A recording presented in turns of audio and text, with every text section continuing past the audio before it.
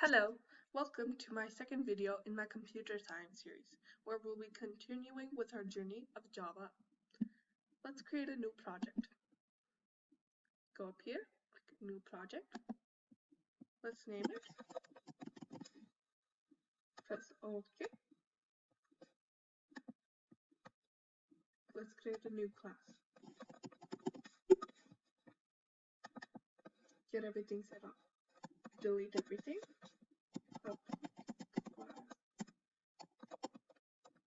Write our skeleton code.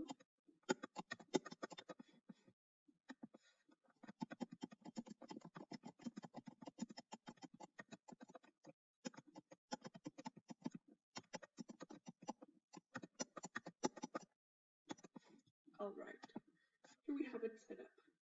So let's review what we learned from last time. We learned print statement, which we can do using system.out.println.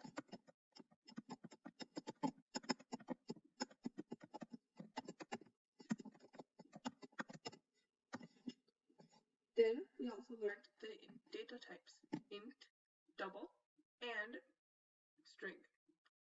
And we also learned how to print those. Now let's do a couple of exercises.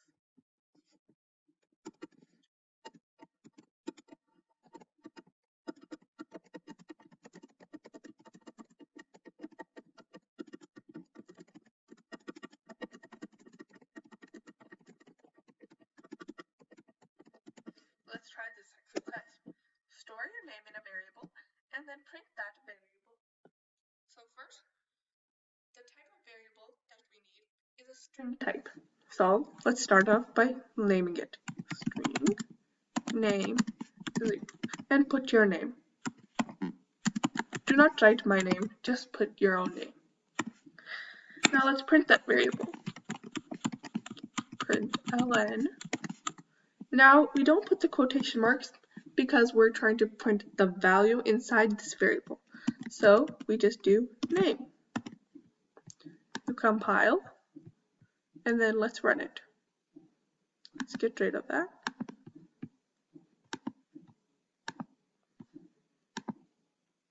And it prints your name. Alright. Now, today we are going to learn about if statements. If statements have certain conditions. So the part in that code block will only run if a certain condition is true. Let's look at one example.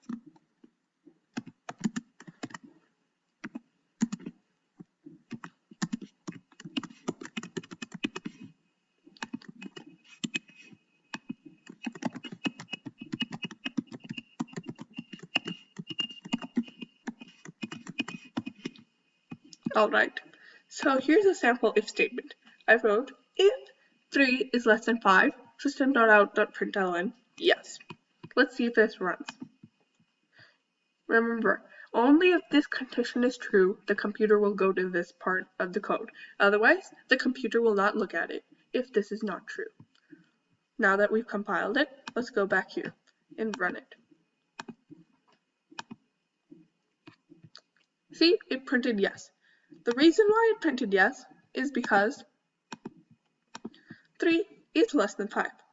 Now, let's break it this way. Let's see. Do you think it'll print? Let's find out.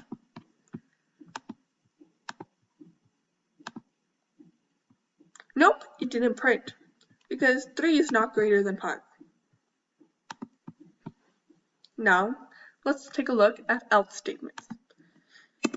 Else if statements is providing an alternate condition. If this condition is not true, and if this condition is true, then it will run this part of the code. I'll show you an example.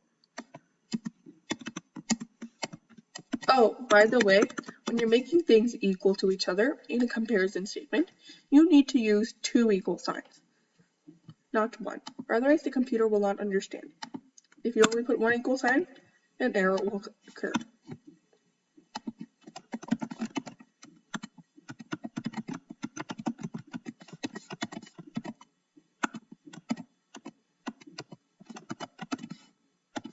Alright, let's see.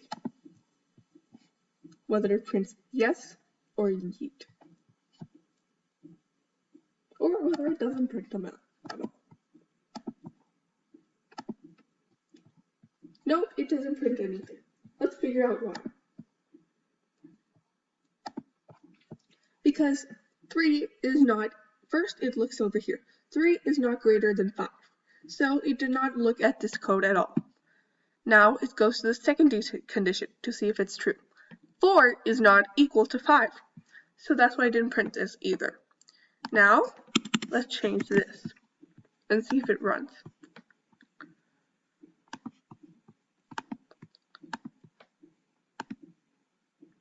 Yep, it prints the second one.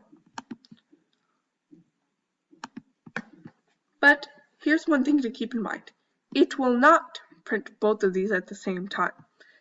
Even if both of these are true, if this is an if statement and it's the corresponding else if statement, it will not run. Now, let's look at else statements. Else statements are used when neither of these conditions are true, then the computer will look at this. Let's take a look.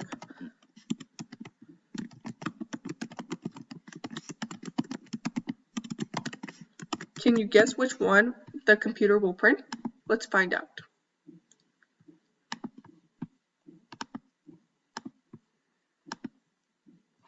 It printed the second one because the second condition was true. That's why I printed the second one. Now, let's change it back to the original. Let's see which one it prints. Can you guess?